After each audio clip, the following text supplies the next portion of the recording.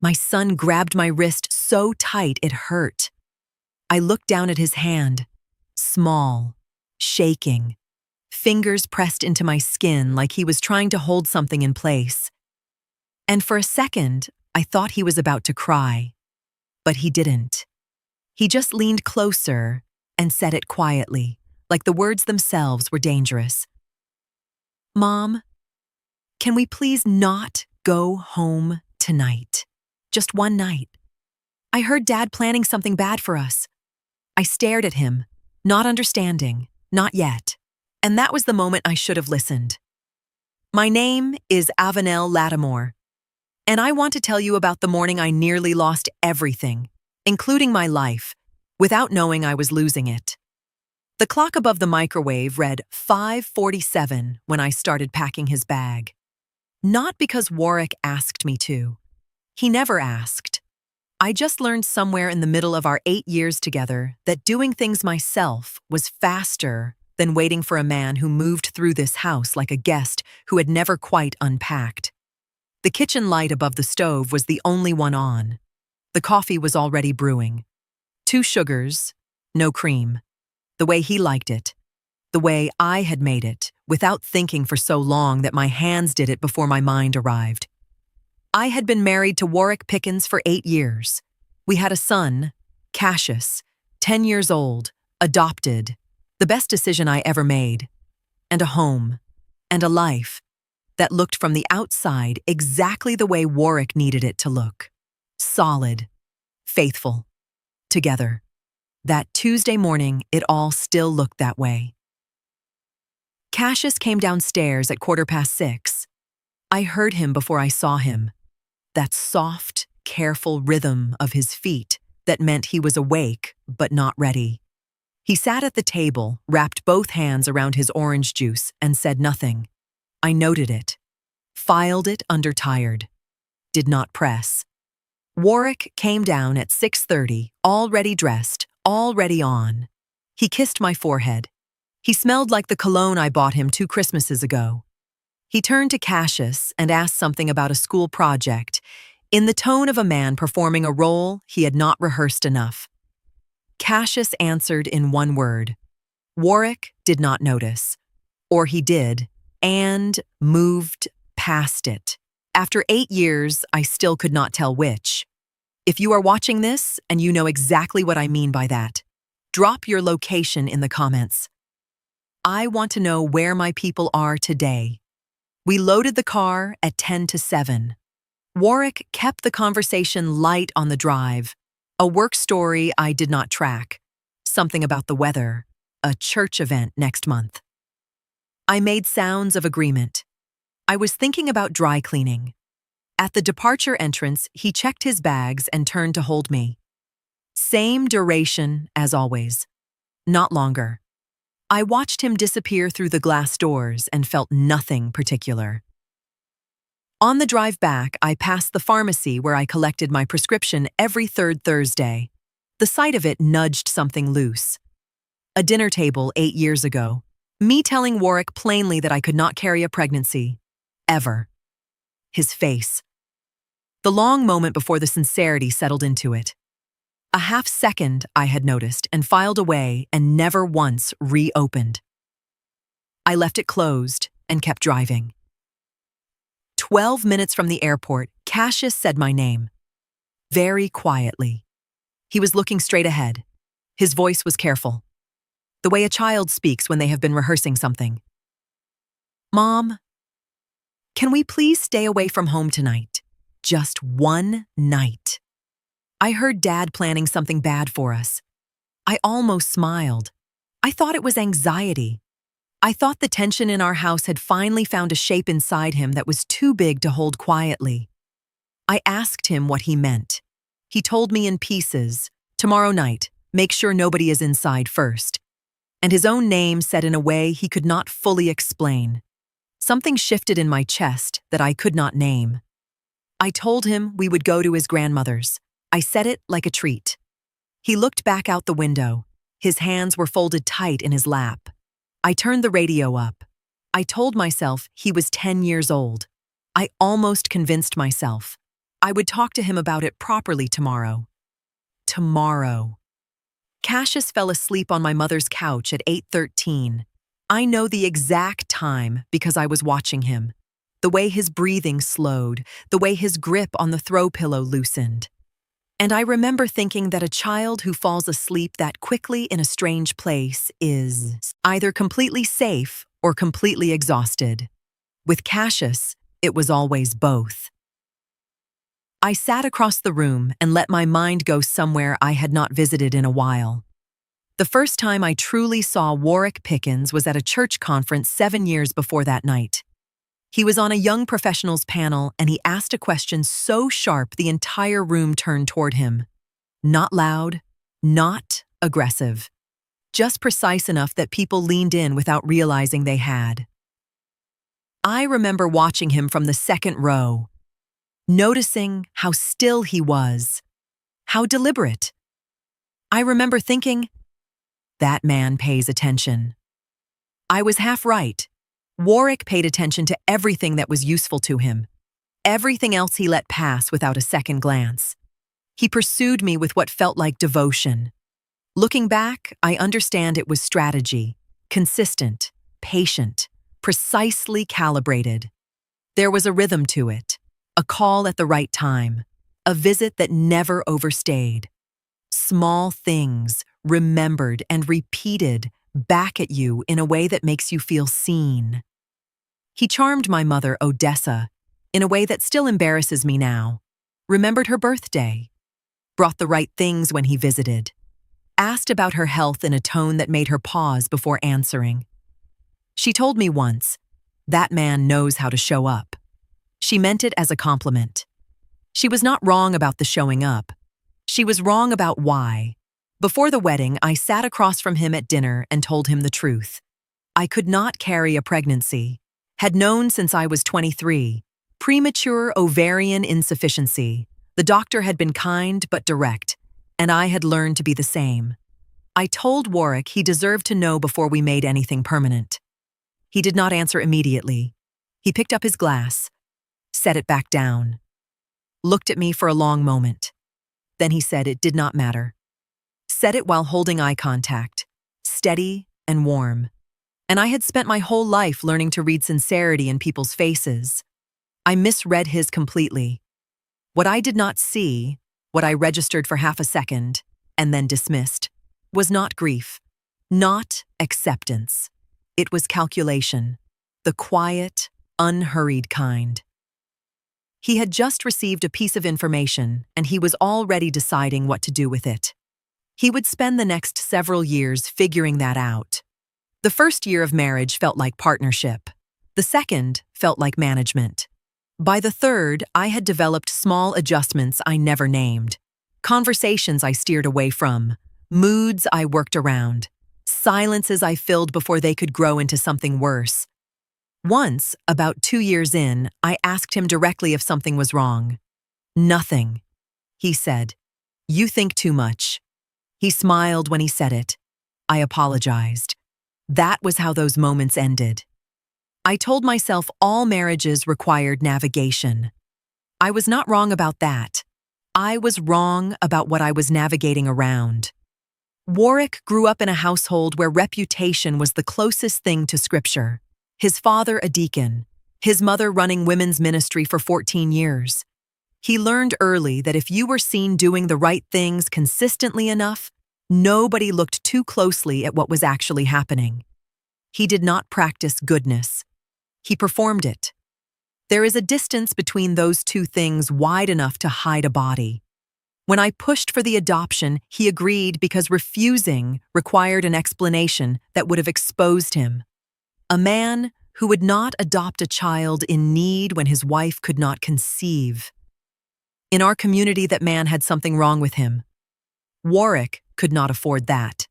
So he signed the papers, shook the caseworker's hand, and performed fatherhood exactly as well as he performed everything else. Convincingly enough to pass. Never warmly enough to mean anything. 14 months before the fire, he took out a life insurance policy on me through a broker outside our usual network. Quietly, carefully. The premiums were small enough to disappear inside the monthly bills. Around the same time, he began a relationship with a woman 3 hours away. He told her my marriage was emotionally dead, that I had never wanted children. He told her this while I was filling out Cassius's adoption paperwork. I knew none of it sitting in that room watching my son sleep. My phone buzzed on the cushion beside me. A text from Warwick. Landed safe. Miss you already. I looked at the message for a moment longer than I needed to. Then I smiled, put the phone face down, closed my eyes. I found him at the kitchen table before I found my own footing that morning. Cassius was already sitting there when I came downstairs, notebook open, pencil moving, completely inside whatever world he was drawing. He had not heard me yet. I stood in the doorway and watched him for a moment before I let myself be known. That is how I have always seen him most clearly. In the unguarded seconds before he knows I am there. His mother died when he was 4. A car accident on a Tuesday. Ordinary day. Wrong intersection. Wrong moment. The great-aunt who took him afterward tried for 2 years before her body and her fixed income both gave out. It was not abandonment, it was limitation. But a child of 6 does not have the language for that distinction. What Cassius learned instead was to be small, undemanding, to read a room from the doorway before committing to it. The first time the caseworker brought him to our house, he stood in the living room entrance for a full minute. Just looked. Did not step in until he had assessed everything. The furniture, the light, the distance between things. I saw myself in that so completely I had to look away. I sat on the couch and let him take his time.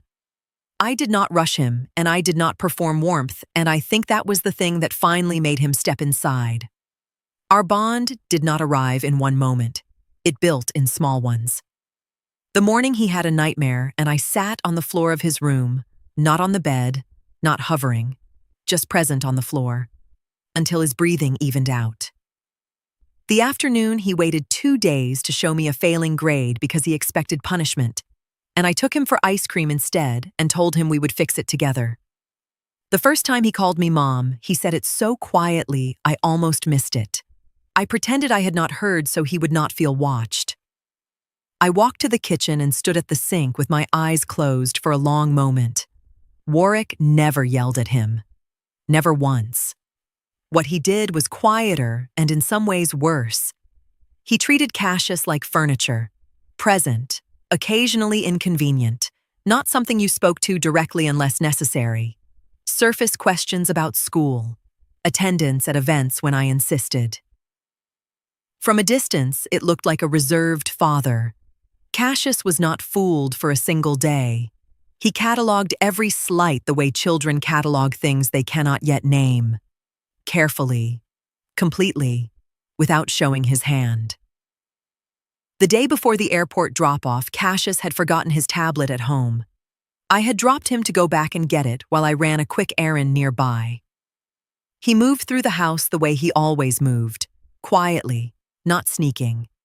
Just the natural silence of a child who had learned not to take up unnecessary space. He heard voices from Warwick's study. The door was not fully closed, not Warwick's usual work voice. Lower, more deliberate. Cassius did not stop immediately. He slowed. Then he heard his name, not clearly, not in a full sentence, just enough to recognize it. His body reacted before his mind did. He stepped back, waited, listened. The words did not come in order. They came in pieces. Tomorrow night? Make sure. Nobody inside. A pause. Then his name again. Not attached to anything he could fully understand, but attached to something. Something wrong. Cassius did not try to understand it completely. Children like him do not need full sentences. They listen for tone, for danger, for what is not being said. His stomach tightened before the meaning formed. He moved without thinking. pulled the hallway closet door almost shut, and stepped inside just enough to disappear from the line of sight. He stayed there, still, listening. There was a moment, a brief one, where he heard movement closer to the door. A shift, a chair, something that made him hold his breath completely. Then footsteps, moving away. He did not come out immediately. He counted, not numbers, time. The way children count when they are afraid, by waiting longer than feels necessary. When he finally stepped out, the house felt the same. Quiet, normal, but it wasn't. He did not go back for the tablet. He walked outside and sat on the front step, very still, hands folded between his knees, thinking in the only way he knew how.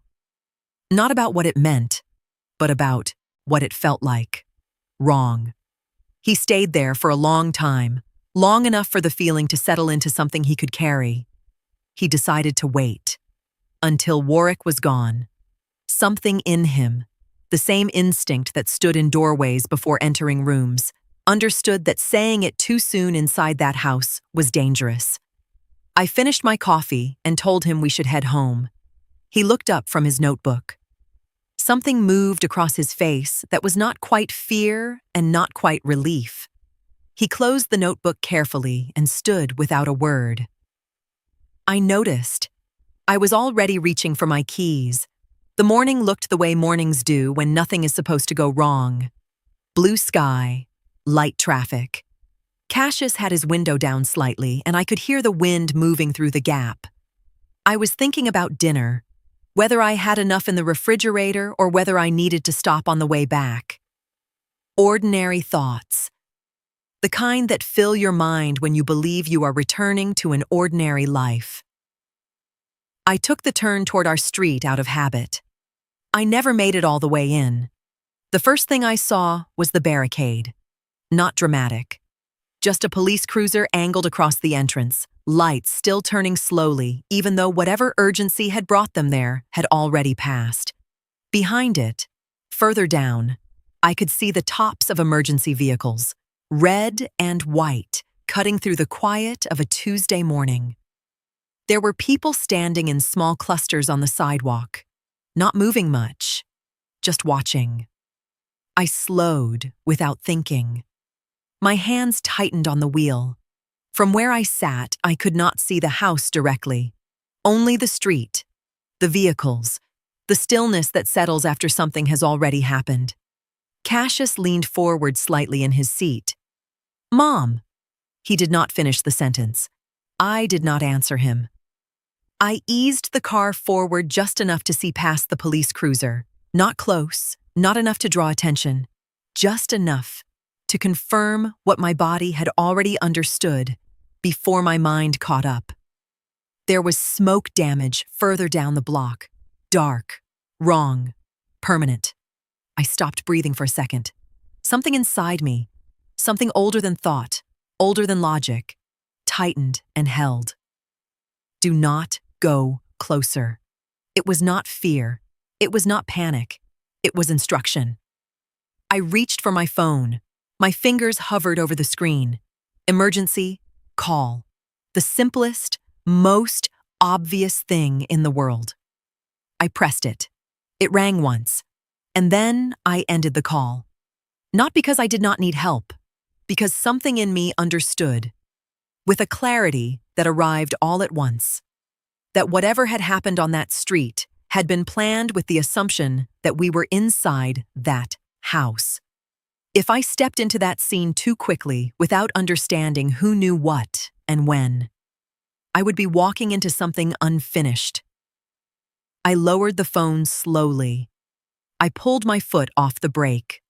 The car rolled back, quiet and controlled. Then I turned the wheel and drove past the street without stopping. No hesitation, no second look. In the rearview mirror, I could still see the flashing lights. Smaller now, distant, as if it belonged to someone else. Cassius turned in his seat to look back. I reached over and touched his arm gently. "Don't," He faced forward again immediately. We drove in silence for 2 streets, then 3. I turned a corner I did not need to turn, then another. I kept driving until the lights were gone completely and the street looked like any other street in any other part of the city. Only then did I pull over. The engine stayed running. I kept both hands on the wheel and stared straight ahead. I did not cry. My mind moved instead, fast, controlled, deliberate. Documents, clothes, his school bag, my work laptop, the photographs on the mantle. Then the list stopped. Because none of that was the point. The point was that we were supposed to be inside that house last night. I was supposed to be inside that house. Cassius was supposed to be inside that house. I closed my eyes for a brief second. They believed we were. I opened them again. Cassius had not moved. His hands were folded tightly in his lap, the way they had been in the car the day before when he told me what he heard. I turned my head and looked at him properly for the first time since we reached the street. "You told me the truth," I said quietly, "and I didn't listen. I'm sorry." He nodded once. No hesitation. No need for explanation. I turned the radio off. The silence was cleaner, easier to think inside. I did not call the police again from that street. Not because I wouldn't, because I needed one controlled space before I said anything that could not be taken back. So I drove, straight to my mother's house. Sylvester was already outside when I pulled into the driveway. He had his phone in his hand, still on a call. He looked at my face once and ended it immediately. "A neighbor called," he said. "They're saying there was a fire on your street." I nodded. He stepped closer to the car window, lowering his voice instinctively. "It's already on the local news. They're calling it suspicious, not accidental. Fire marshals involved." I sat with that word. Suspicious.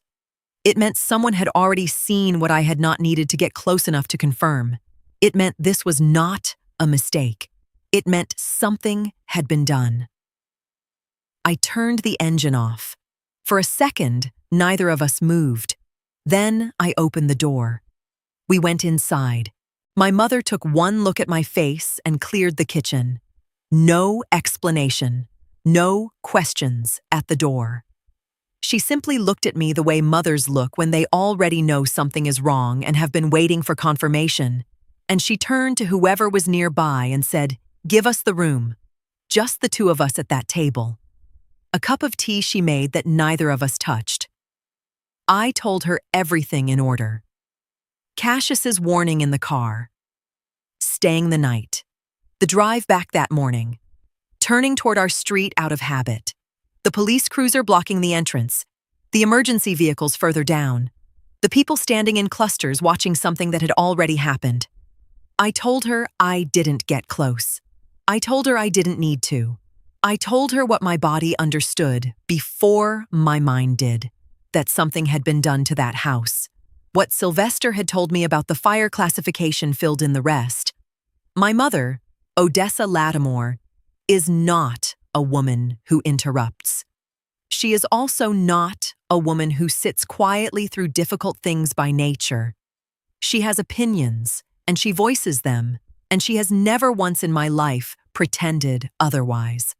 So the fact that she let me speak from beginning to end without a single word told me she understood exactly how much weight she was holding. When the wider family came in, the reactions arrived in layers. Sylvester reached for his phone immediately. "We need to report this properly," he said. "Everything. Now." My mother didn't look at him. "Finish listening first," she said quietly. He stopped. Lorette paced once across the room, then turned back. "We should go find him," she said. "If he's behind this." "We are not doing anything impulsive," my mother said. Not louder. Just final. My uncle went very quiet.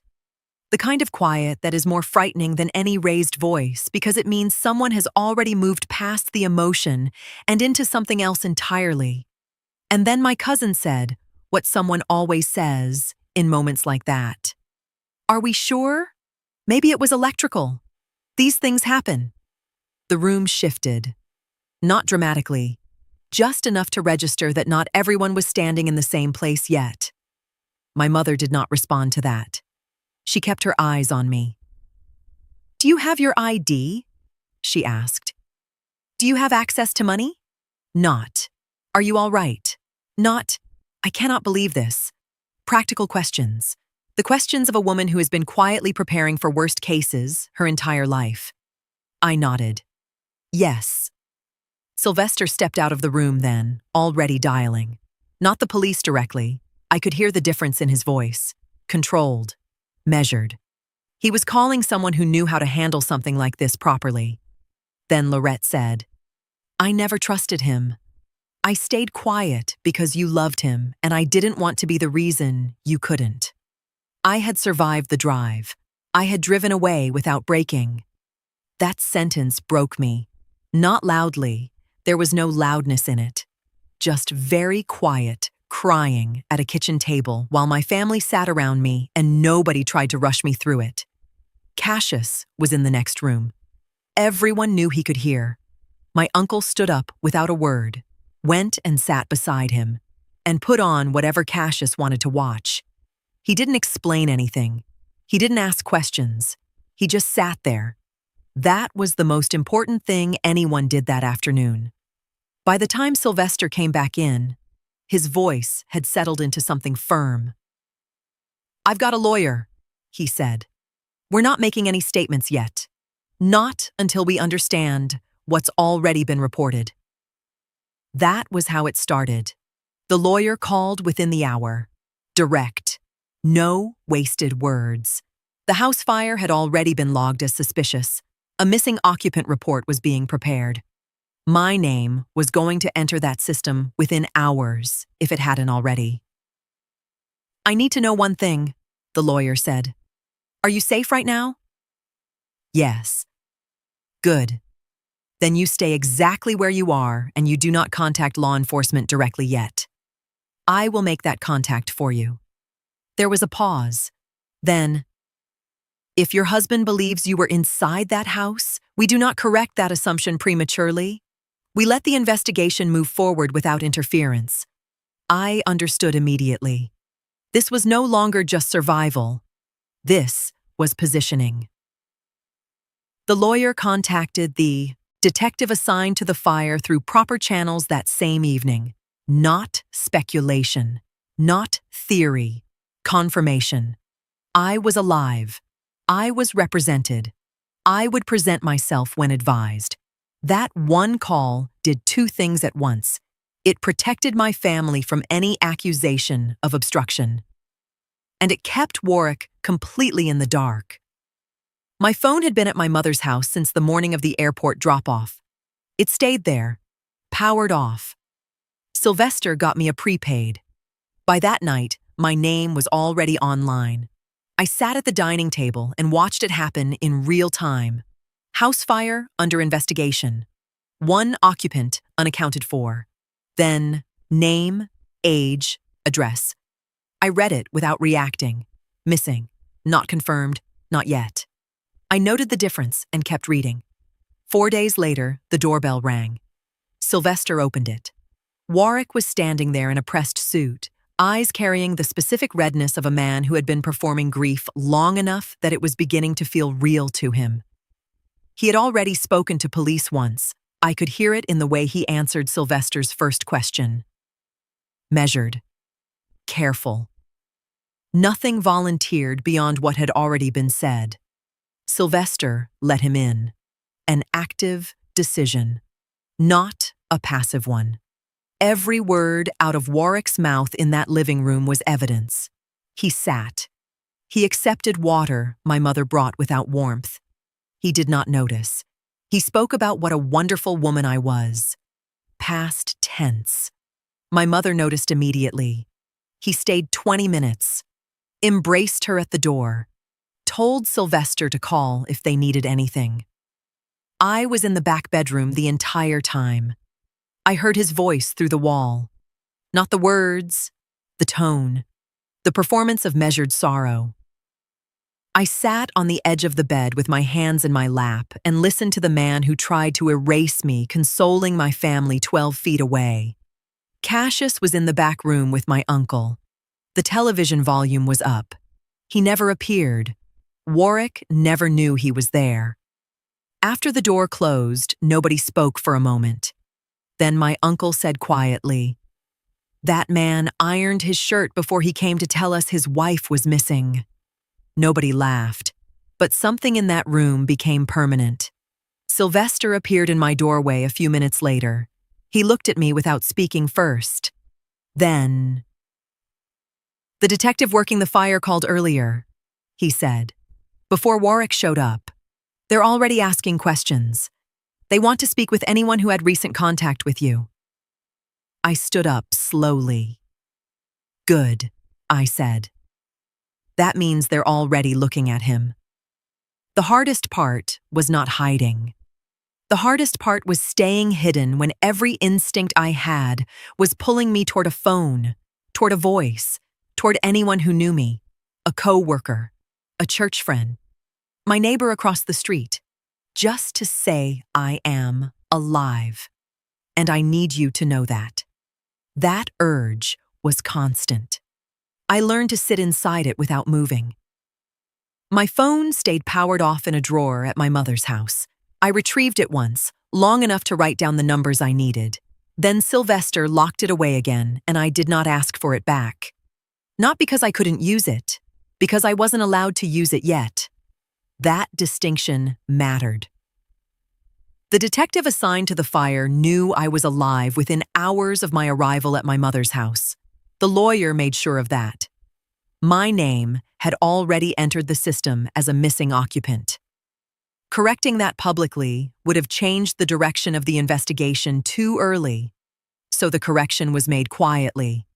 Off record, controlled. I was alive, I was safe, I was represented, and I was not to surface, not until the timing served the case. I could not call my workplace, could not reach my friends, could not explain to anyone in my life why I had simply ceased to exist. So I watched instead. I watched my own name take shape in real time through Sylvester's laptop. First, as a headline, "House fire under investigation. One occupant unaccounted for." Then, as a person, name, age, address. Then, as a story. A co-worker posted a photograph from a work event 3 years ago. A church mother wrote 3 paragraphs about my character that were so accurate they hurt to read. I read every word. I closed the laptop and went to sit with Cassius without saying anything about it. Later that evening, the local station aired footage, not close, not detailed, shot from the end of the block, the same distance I had seen it from that morning. Emergency vehicles, fire damage. The reporter speaking in that careful tone reserved for situations that are not yet fully understood. Suspicious origin. Investigation ongoing. One occupant believed to have been inside. I turned the volume down before they said my name. Cassius could not go back to school, could not contact his friends.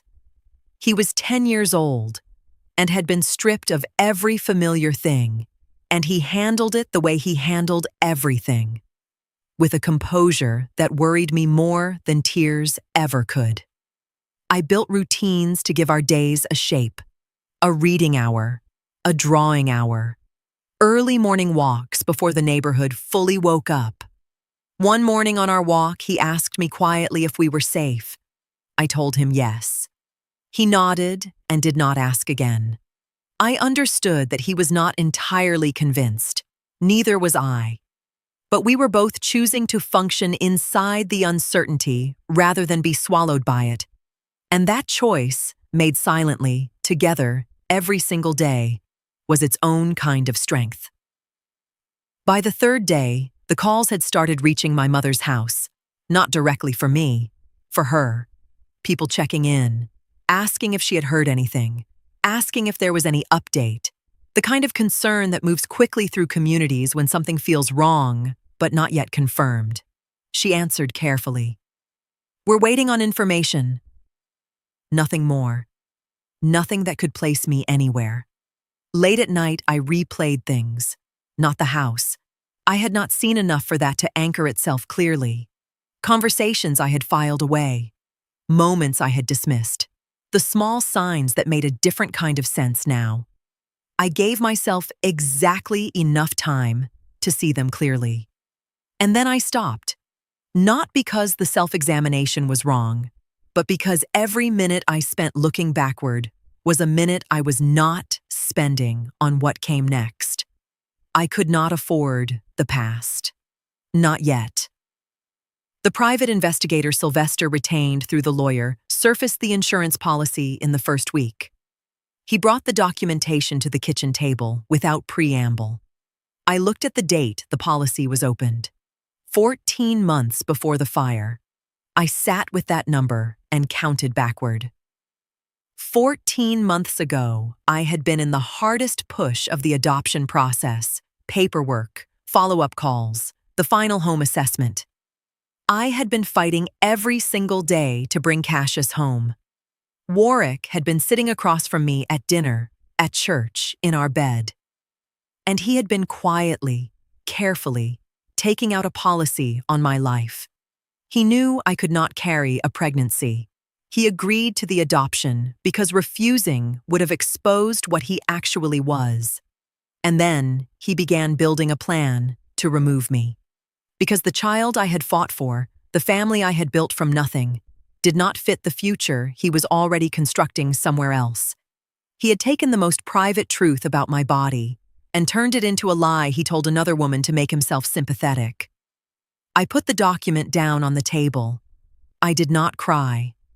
Something in me rearranged itself quietly, shifted into a formation that did not have a name yet, but that I could feel the edges of. Sharp edges. The kind that do not move when you press against them. The lawyer sent one question through Sylvester that evening. Does she want justice, or does she want him destroyed? I did not need 10 seconds. Both, I said. In that order. The first thing she showed me was not the woman. It was the timeline. Sandra Gilchrist laid it out across my mother's dining table in a straight, deliberate line. Dates, movements, calls, filings. No emotion attached to any of it. Just structure, cause, and effect. A sequence that did not need interpretation because it explained itself. I had imagined it would feel like something from television. It did not. It felt like sitting across from a very calm woman while she reduced my marriage to a pattern I should have seen and did not. Sandra had been doing domestic investigations for 11 years, and it showed in the way she asked questions I had not thought to ask, and wrote down answers without reacting to a single thing emotionally. I found that both unsettling and reassuring. She was exactly what this required. Within the first week, she came back in layers. Warwick had returned from his business trip 2 days after the fire. He gave one brief statement to a local outlet, composed, measured, the words of a devastated husband. And then he went quiet. Not withdrawn. Controlled. He had not pushed aggressively for a death certificate, which the legal process would not grant quickly without confirmed remains anyway. But he had consulted an attorney about expedited proceedings to have me declared legally dead. Sandra had the documentation. He was not grieving. He was managing a timeline. She let that sit between us for a moment before moving on. 5 days in, she found the other woman. She lived in a city 3 hours away. She was visibly pregnant, approximately 6 months, which placed conception around 9 months before the fire. Consistent with a relationship that started around the same time, Warwick took out the insurance policy on my life.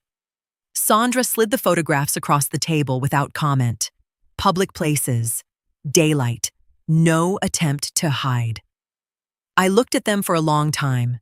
She was younger than me. She looked happy in the specific way a woman looks happy when she believes her life is moving in the right direction. I sat with what I felt, and it was not what I expected. It was not rage. It was clarity. This woman did not know.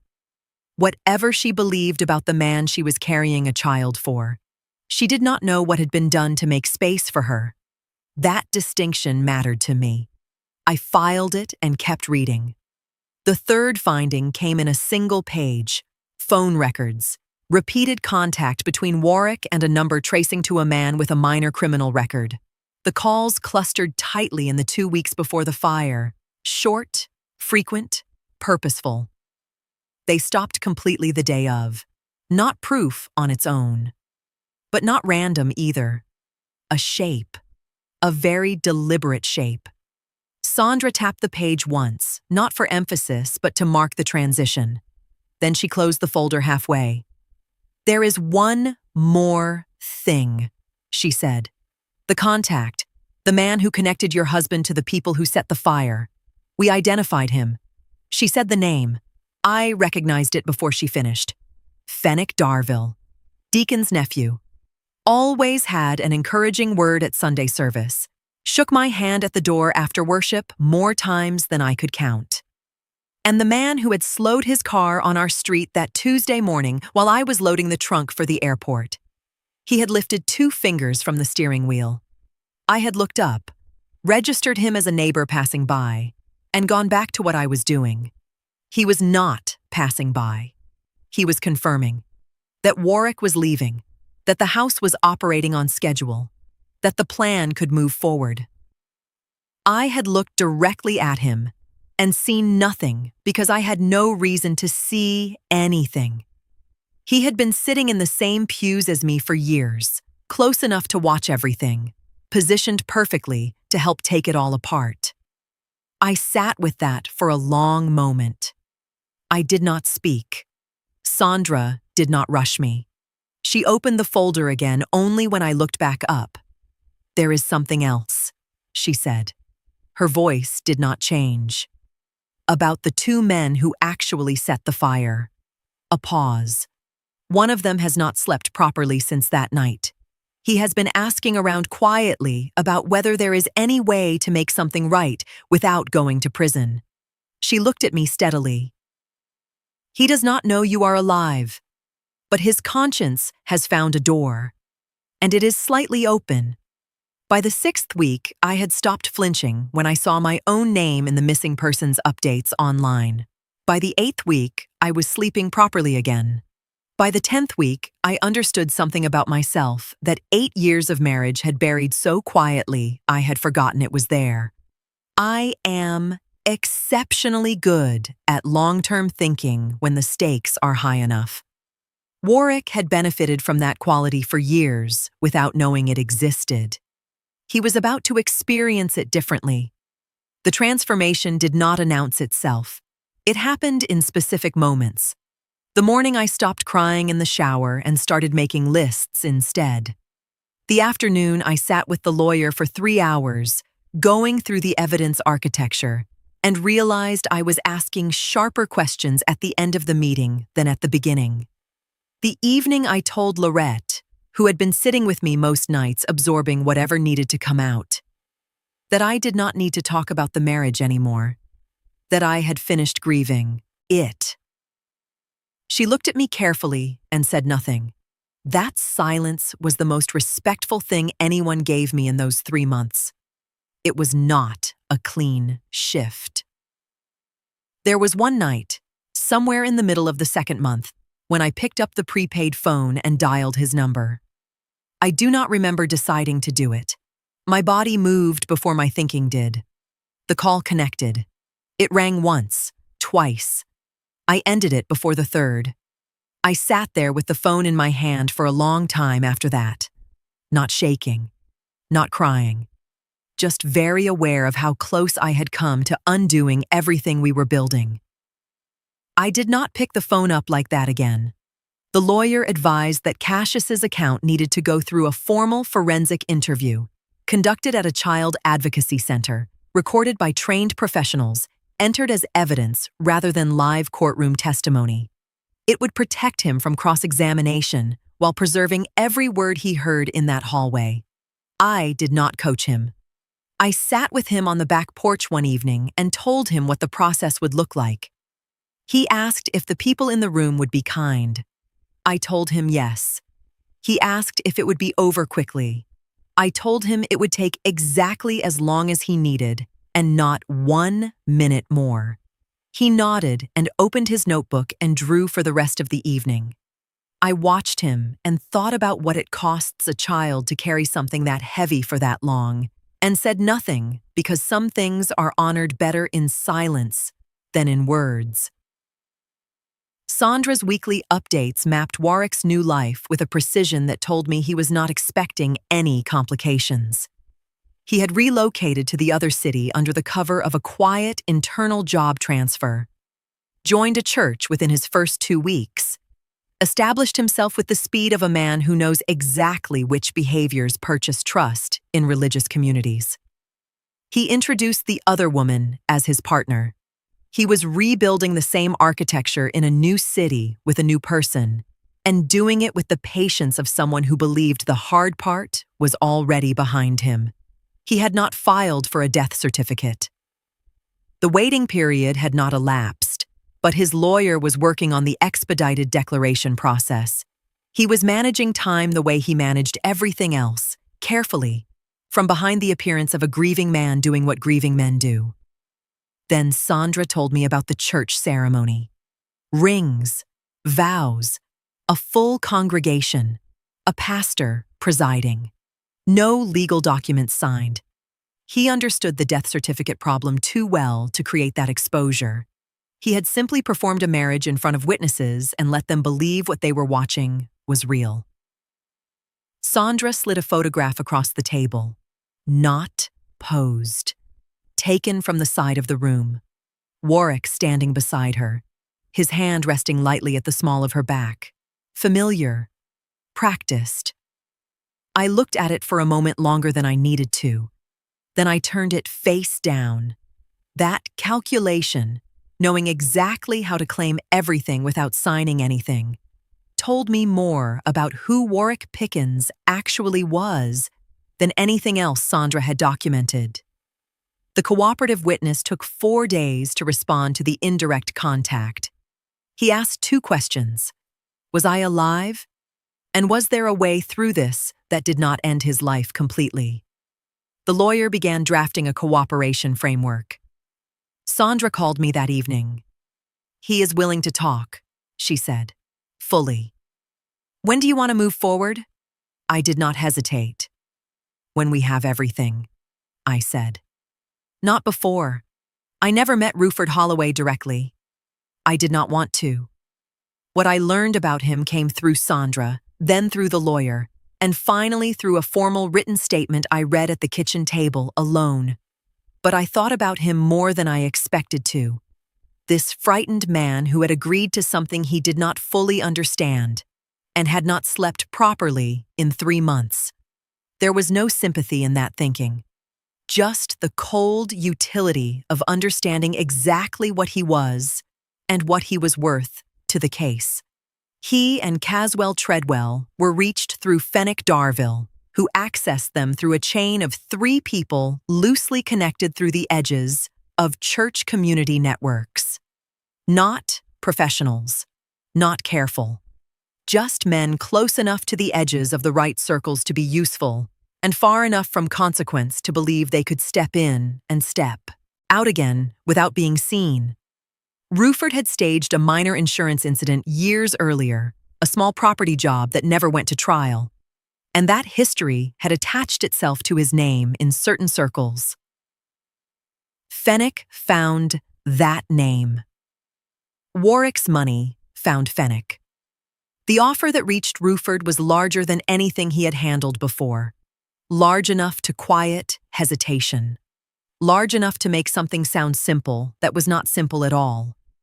He believed, at the beginning, that it would be clean. A house. An empty house. fire damage, an insurance payout that did not belong to him but that would still reach him in part. Something distant, something impersonal, until the instruction changed. Sandra made a point of that when she walked me through the statement. There had been pushback. Not moral, practical. Ruford had asked twice through Fenwick whether the property was supposed to be occupied. He had been told no the first time. Then the answer shifted. Gradually, carefully. The instruction that came back the second time was more precise. Confirm the house is occupied. Proceed only when certain the occupants are inside. The payout is conditional on the insurance claim, and the claim requires confirmed casualties. Sandra didn't dramatize it when she read it aloud. She didn't need to. That shift, from property damage to confirmed presence, was the point where hesitation should have ended everything. It didn't, because by then, they were already in it. Money had already changed hands in part. Commitment had already been made. Walking away no longer felt simple. It felt dangerous. That is how men like Ruford get moved from one decision into another. Not in one step, in increments. Small enough to justify, large enough to trap. That single instruction, documented, repeated, confirmed through multiple statements, is what elevated the charge from arson to conspiracy to commit murder. 2 counts, one for me, one for Cassius. They arrived after midnight. The house was dark. The car was in the driveway. A light had been left on in the back of the house, dim, but visible from the angle they approached. They sat in their vehicle longer than they had planned to, watching, waiting. Ruford's statement described it in pieces. Caswell wanted to move quickly. Said the longer they sat, the more exposed they were. Ruford said they needed to confirm. Said that was the instruction. Caswell told him the car being there was confirmation enough. That people do not leave their car and disappear in the middle of the night. That the light meant someone was inside. That they were already taking too long. There was a point, a small one, buried in the middle of that statement, where Ruford described opening his door. Halfway, not fully stepping out, just enough to feel the air.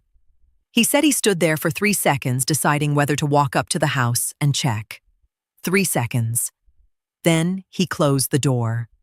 Not because he was certain, because uncertainty would have required him to stop, and stopping would have meant facing everything he had already agreed to. So they told each other what they needed to believe, that the house was occupied, that the family was asleep, that the instruction had been satisfied. They set the fire at 2 points on the ground floor. Fast, deliberate. Then they left. They drove away and spent the next 3 months waiting for news of bodies that never came. Understanding slowly, and then all at once, what that silence meant. I read through Ruford's full statement in measured sections. I was doing fine until I reached the part that confirmed Cassius's name had been in the original instruction. Not mentioned in passing. Specified. The boy was to be in the house. I put the document down. I did not pick it up again for 20 minutes. When I did, I was very calm. The lawyer was watching me, and I could see in her expression that she recognized what that calmness was. It was not peace. It was the specific stillness of someone who has moved entirely beyond the emotional register of a situation and into something that operates at a different temperature altogether. Caswell Treadwell was not cooperating. He was colder than Ruford, less driven by conscience and more by calculation, and his calculation had determined that silence served him better. The lawyer was unbothered. Ruford's full chain of command testimony, combined with the phone record pattern and the insurance timeline, was sufficient. Caswell's silence would cost him at sentencing. Fenwick Darville cooperated partially. Enough to confirm his role and corroborate the chain back to Warwick. His attempt to frame himself as merely a middleman did not survive how specifically he had conveyed those instructions. The lawyer noted this without sentiment. All 4 components were in place. She told me we could move. I asked one question. When is his next confirmed church appearance? She looked at me for a moment longer than usual. I held her gaze. I want it done, I said, when the most people are watching. Sandra sent the photograph without warning. It came through on a Tuesday morning while I was at the kitchen table with my coffee. I opened it without thinking. And for a moment, I did not understand what I was looking at. Warwick stood at the front of a congregation in a well-fitted dark suit. His hand rested lightly on the shoulder of a woman holding a newborn. A pastor stood beside them, smiling broadly. The caption read, "Celebrating new life and God's grace." I looked at the photograph for a long time. The baby had been born 3 weeks earlier. A girl. The other woman, Vashti Beauford, Sandra had named her in the file, was looking down at the child with the specific exhausted tenderness of a new mother who has not slept properly in days and does not care. She looked like a woman who believed she was exactly where she was supposed to be. Warwick looked like a man who had never lost anything. There was no strain in his posture, no hesitation in the way he stood beside her, no trace of the life he had set on fire 3 months earlier. He had built it all quickly. The new church, where he tithed visibly and volunteered for outreach committees and remembered every name. The comfortable rental home. The ceremony, rings, vows, a pastor presiding, no legal documents signed because he understood exactly why he could not sign them yet, but complete enough that everyone who attended believed they had witnessed a marriage. Sandra sent the recording an hour later. Audio from a small gathering in that same church. Not a sermon, a testimony. Warwick's voice, calm, measured. He told them his first marriage had been emotionally dead for years, that his wife had never wanted children, that she had turned away from him long before he had the courage to leave. He said it with a quiet sadness that invited sympathy. Then he said something else, something that stayed with me longer than anything in that recording. He said, "Some people are not built for family, no matter how much you try to give them one." I stopped the audio. Not because I could not listen, because I had heard enough. That story, built on the most private truth about my body, twisted into a lie about my character, was the thing that settled deepest. Not the betrayal, not the fire, the rewriting, the certainty with which he spoke it, the ease. I set the phone down carefully on the table. Sandra confirmed the church was planning a formal naming ceremony for the baby. Full congregation, families on both sides, community leaders, scheduled for a Sunday 3 weeks away. The kind of event where his entire constructed world would be assembled in one room. His reputation at its most visible and most celebrated. 3 weeks. I instructed my lawyer to have Vashti Beauford notified privately before any public action. A separate contact. At her home. Before the arrest. She would not find out standing in a congregation surrounded by people who were watching her face. She had not created this situation. And she would not be punished inside it. Sylvester thought I was being too generous. Lorette said nothing. That silence told me she understood. I told them both. I know what it feels like to be the woman in that house who doesn't have the full truth. I'm not doing that to her. The baby had done nothing. She had simply been born into a story she did not write. I thought about that longer than I expected to. I called Cassius into the room that evening. He came in with his notebook still in his hand. I waited until he sat down before I spoke. I told him calmly, in words a 10-year-old could hold, that it was almost time, that he had told the truth when it would have been easier to stay quiet. that the truth had done exactly what truth is supposed to do when someone is brave enough to speak it. He listened to all of it without interrupting. Then he asked one question. "Can we get a new house after?" I laughed. A real laugh. The first one in 3 months. It surprised both of us. "Yes," I said. "We can get a new house." I did not go. I had made that decision weeks ago and had not second-guessed it once, not because I was afraid to face him, not because I could not, but because I had spent 3 months becoming someone who did not need to stand in a room and watch a consequence land to feel the full weight of her own survival. I already knew what I had come through. I did not need to see his face to confirm it. I was at my mother's dining room table when it happened. Cassius was in the next room doing his reading hour. Odessa was in the kitchen. I could hear her moving, the quiet domestic sounds of a woman who expresses love through proximity and motion. I was sitting at the same table where I had first met with Sandra, where I had looked at photographs of Vashti Beauford holding her newborn, where I had read Ruford Holloway's statement and put it down for 20 minutes before I could pick it up again. I had a cup of coffee in front of me that I was not drinking. The arrest warrant had not been rushed.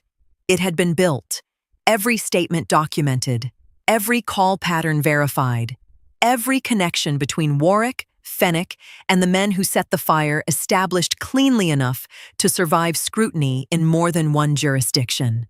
My lawyer had walked the other city's detectives through the entire case weeks earlier. They had taken their time with it, reviewed it independently, confirmed what needed confirming. When the warrant was finally signed, it wasn't timing, it was readiness. Execution belonged to them, not to me. She had one contact on the team who agreed to send word when it was done. I checked the clock at 10:14, at 10:31, at 10:47. I drank half the coffee. I heard Cassius turn a page in the next room.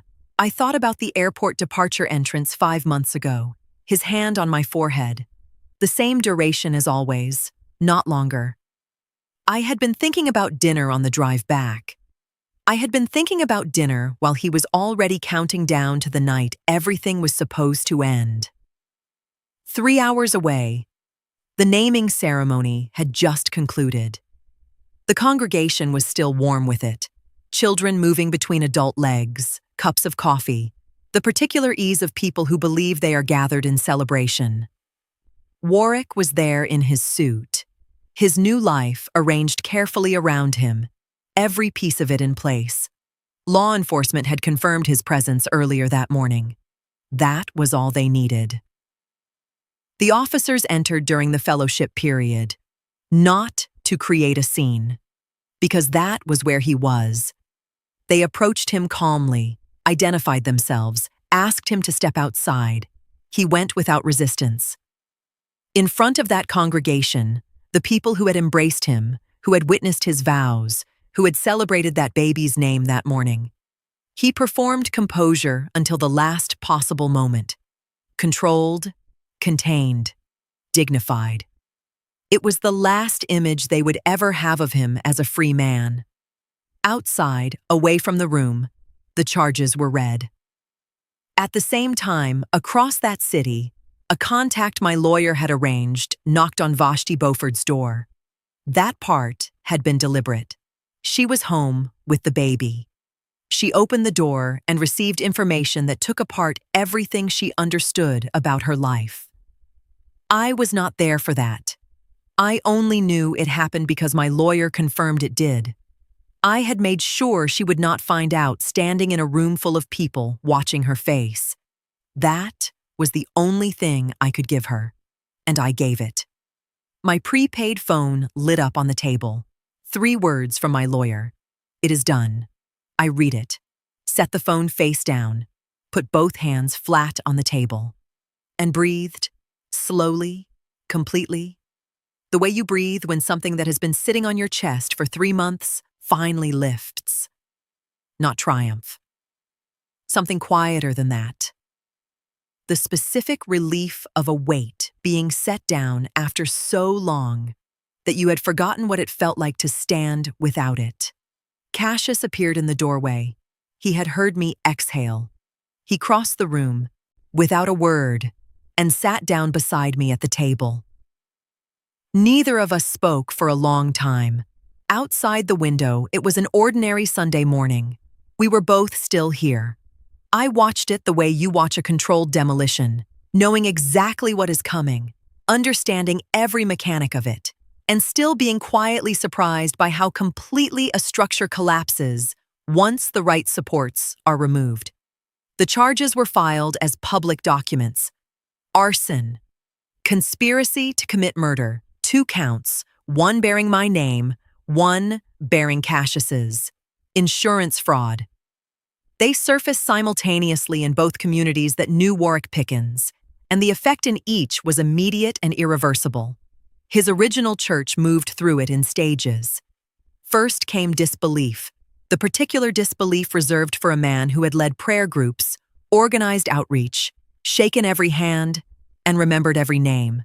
Then came recognition. Not all at once, in pieces. Sandra sent me a short video taken on someone's phone during a midweek service. The pastor stood at the front of the room holding printed pages in his hand.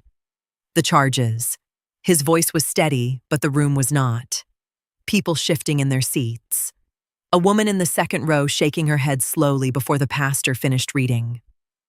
One man stood up halfway through, then sat back down again as if he had forgotten why he stood in the first place. Nobody spoke over him, but nobody looked settled either. The small things people had filed away began to reassemble themselves in real time. The way Warwick had spoken about me in the weeks after the fire. Past tense, composed, not quite like a man searching for a missing wife. The speed with which he had relocated. The adopted child he had never once mentioned with warmth in 8 years of public life. The pieces had always been there. Nobody had assembled them because nobody had reason to. Fenwick Darville's arrest landed the hardest.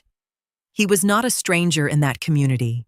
He was known, trusted, present at the same services, the same fellowship dinners, the same outreach events. His arrest required that congregation to reckon with something deeply uncomfortable. The rot had not come from outside. It had been sitting in the pews beside them. In the new city, the naming ceremony photographs disappeared from the church's social media within hours of the arrest. Sandra showed me the page before and after. One moment, celebration. The next, absence. The pastor who had presided over the ceremony was publicly embarrassed and privately furious. He had been used as a prop in a performance, and his congregation had been the unwilling audience. Every piece of social capital Warwick had accumulated in 3 months dissolved at the same speed it had been built. That speed told its own story. His family did not close ranks. They fractured. His father, a deacon who had built his faith on the belief that righteousness was visible, that a good man presented as a good man, had no framework for what his son had done. The grief and the shame arrived at the same time, and he did not have language for either. His mother went silent, in the way people go silent when the pain is too structural to process with tears. His siblings split. One distanced immediately. Self-preservation, community standing, an unwillingness to absorb consequences for choices they had no part in. One initially defended him, not from belief in his innocence, but from the inability to dismantle everything they understood about the household they had grown up in. That fracture, playing out publicly in a community where everyone knew everyone, was its own form of justice that Warwick had never calculated. Ruford Holloway's cooperation earned him reduced charges. He would not escape consequence, but he would face a fraction of what Caswell Treadwell faced. Caswell's silence cost him everything at sentencing. Fenwick Darville's partial cooperation did not adequately account for the specificity of what he had conveyed, and his lawyer spent months attempting reductions, without meaningful success. Vashti Beauford cooperated fully. She had known nothing. The law treated her accordingly. She moved back to her original city with her daughter, and her family closed around her. I gave no interviews, no statements, no appearances. My lawyer spoke when absolutely necessary and said very little. The story was being told entirely by the evidence, and that was exactly how I had built it. I had nothing to perform. The documents performed for me. I was not watching his world collapse for satisfaction. I was watching to make sure every part of the structure came down completely, so that nothing could be quietly rebuilt later without the full weight of the truth underneath it. My lawyer called on a Thursday afternoon. Warwick had requested, through his attorney, that I agree to speak with him before the trial. I listened to the full request without interrupting. Then I said, no. Just that. No. And hung up. 3 different people told me I did not have to testify. My lawyer, Sylvester, Odessa, who said it quietly once and did not repeat it because she knew me well enough to know that once was enough to register, and more than once would be an argument. They all said the same thing in different words. The evidence was sufficient. The case was built. I did not have to put myself through it. I testified anyway, not for the case, for myself. I was not dramatic on the stand. I was precise. The prosecutor walked me through the timeline from the beginning. The airport drop-off, Cassius's warning in the car, the night at my mother's house, the drive back the next morning, parking at the far corner out of habit, turning on foot and seeing what was left. I answered each question completely and did not add a single word that was not asked for. I did not look at Warwick while I spoke. I fixed my gaze on the prosecutor or on a point just above the jury, and I stayed there. He was 15 feet away from me for the first time in 5 months. I gave him nothing. The defense attorney tried during cross-examination.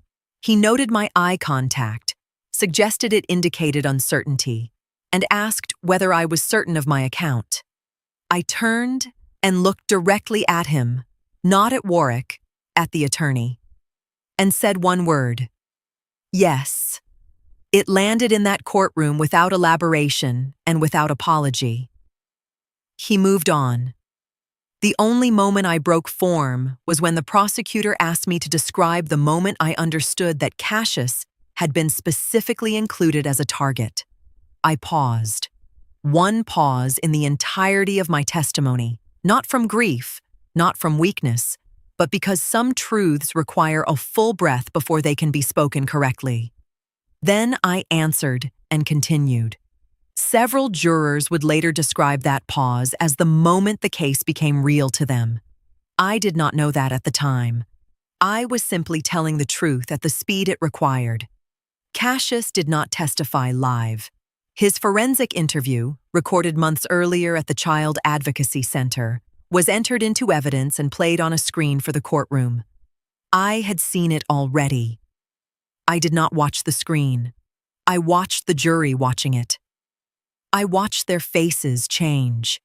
He spoke in the voice of a 10-year-old who had learned early that truth was the only currency that never lost its value. He did not exaggerate. He did not perform. He simply told what he heard in that hallway. The words, the register of the voice, the moment his body understood danger before his mind did. The courtroom was very quiet the entire time. When it ended, nobody moved immediately. The defense built its argument around the chain between Warwick and the men who set the fire. It was the only available argument, and the attorney made it professionally. But Ruford Holloway's testimony, the phone record pattern, the insurance timeline, Fenwick Darville's corroboration, and the specificity of that original instruction, confirm occupancy, the boy is to be inside, together formed a picture that reasonable doubt could not survive. The jury listened. The jury decided. Guilty on all primary charges. Warwick received the verdict the way he received everything in public. Controlled, contained, composure held until the very last moment. I watched them lead him out and felt something I had not anticipated. Not satisfaction. Something quieter. The closing of a door that had been standing open for years, letting in cold air. The draft was gone. I could be warm now. My family was outside on the courthouse steps. Cassius was not. I had been firm about that. He was home with my uncle watching whatever he wanted. Odessa took my arm without saying a word, and we walked to the car. She waited until we were inside. So what do you want to do now? I looked out the window at the ordinary street and realized I had not built a single thought past this moment. I had been so focused on reaching it that there was nothing behind it yet. I want to go home, I said. She squeezed my hand. Then let's go build you one. He went back to school 4 months after the verdict. New school, new city, new teacher, who knew nothing about what he had carried for the past year and treated him like any other child walking through her door. That anonymity was exactly what he needed, and I had chosen that school partly because of it. Because sometimes the most healing thing in the world is a room full of people who have no idea who you are. I drove him the first morning, watched him walk through the front entrance with his backpack and his notebook tucked under his arm and disappear into the building without looking back. I sat in that car park for 11 minutes before I could make myself pull away. I counted them. 11 minutes of sitting there with my hands in my lap, making sure I actually believed he was safe inside before I could convince my body to leave. He did not talk about the fire directly. He did not talk about the trial or the hallway or any of it in a straight line. He processed sideways, the way he had always processed things, quietly and at an angle. Questions that arrived without warning at the dinner table about topics that seemed unconnected, but never were. I learned to answer them directly without making him feel observed. It was a skill that took me longer to develop than I expected, and I valued it more than almost anything else I had learned in my adult life. One evening, we were washing dishes, and he asked, without preamble, without looking up from the plate he was drying, whether I was ever angry at him for not telling me sooner. I turned off the water. I turned to look at him, and I told him the truth without softening it or expanding it, that what he had done was the bravest thing I had ever witnessed in my life, that the only thing I felt was grateful. He nodded, went back to drying the plate. Then, after a moment, I was scared he would do something right then if I said it too early. I know, I said. You were right to wait. He nodded once more, that was all. But something in him settled in a way I could see clearly, a tension he had been holding since that hallway finally releasing. And I did not say anything about it because some things are more real when they are not narrated. The civil case settled before the year was out. The financial outcome was not a fortune, but it was enough. Enough to purchase a home in the city where my family was. Enough to repay Sylvester properly for everything he had carried during those 3 months. He told me it was not necessary. I told him it was necessary to me. He accepted that. My lawyer confirmed explicitly what I already knew. The adoption had never been legally challenged. Cassius was my son, fully and completely. Nothing in the criminal proceedings touching that fact. When I told him, he said, I know with a confidence I had not heard in his voice before. Not a child hoping something was true. A child who had decided it was and committed to that decision entirely. I noticed the difference and said nothing. I let it be true out loud between us. We moved into the new house on a Friday. By the following Saturday morning, it already felt like ours. I had coffee. He had his notebook. The television was on in the background, something neither of us was really watching. Nobody was talking. Just two people in a room that belonged to them, in a life that had been fought for and won. I looked at him across that room and thought about a boy standing in a hallway with his hand on a closet door, holding the most important information of our lives, waiting for the right moment to speak it. He looked up from his notebook. Mom, I want to learn to cook. I looked at him over my coffee. What do you want to learn first? He thought about it with complete seriousness. Something hard, he said. I smiled. All right then. Something hard. People ask me sometimes how I survived it. Usually women who have heard pieces of the story through the community, enough to know something terrible happened, not enough to know all of what it cost. They ask with genuine care, and I always pause before answering because the honest answer is more complicated than what they are looking for. They want me to say faith, family, strength. Those things are true. But the most honest answer is this. I survived it because a 10-year-old boy who had already lost too much in his short life decided he was not going to lose anything else. Everything that came after started with him standing in a hallway. I returned to hospital administration in the new city. My documentation had been fully restored through the legal process following the arrest. Professional standing, identification, everything. Different hospital. Same skill set. Colleagues who knew nothing about what had happened unless I chose to tell them. The work gave me structure, and I valued that genuinely now in a way I had only used it before. There is a difference between needing routine and appreciating it. I had crossed from one side of that line to the other. My family became something it had never quite been before. Not because the love was new, but because the crisis had burned away the polite distances families maintain to keep things comfortable. What was left was the actual thing. Lorette and I talked most evenings. Sylvester and I had developed a running argument about whose jollof was better that neither of us had any intention of resolving. My mother, Odessa, had a key to my house and used it whenever she felt like it. And I had stopped pretending that was anything other than exactly what I wanted. Vashti Beaufort and I never met. We probably never would. I knew through indirect channels that she was doing reasonably well. Back in her original city, her family around her, raising her daughter. I did not wish her harm. I did not wish her well in any active way. I simply did not include her in the emotional inventory of what was done to me. She was not a villain in this story. The villain was in prison. Those were two different facts, and I kept them separate. I did not trust quickly. I did not think I ever had.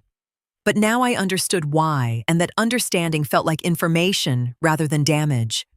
I was not closed. I was careful. I knew the difference between those two things in a way I had not known before, and I intended to keep knowing it. I had tried to blame myself for the marriage. 6 weeks into hiding, I had attempted that particular exercise, and then I put it down because it was neither accurate nor useful. I had read a man who had spent his entire adult life practicing how to be misread. I was not foolish. I was targeted. Those are different things, and I would not collapse them into each other to give the pain a shape that felt more manageable. Cassius turned 11 3 months after we moved in. He had friends at the new school. He cooked with me on Sunday evenings. We attempted things that were too ambitious and laughed when they failed and ate them anyway. He still had his notebook. One evening, I asked if I could see what he had been drawing lately. He considered it. The considering itself was new, that he weighed the question rather than hiding the notebook immediately, and then handed it over. I turned through the pages. Houses. Page after page of different houses. Different shapes, different sizes, different details in the windows and the doors. I looked up at him. He shrugged slightly. Just thinking about what home looks like. I closed the notebook and handed it back. I looked at this child who had whispered a truth I almost did not hear, who had stood in a hallway and held the most important information of our lives in his small, careful hands and waited, alone, afraid, 10 years old, for exactly the right moment. I thought about what home looks like. I looked around the room we were sitting in. I already knew.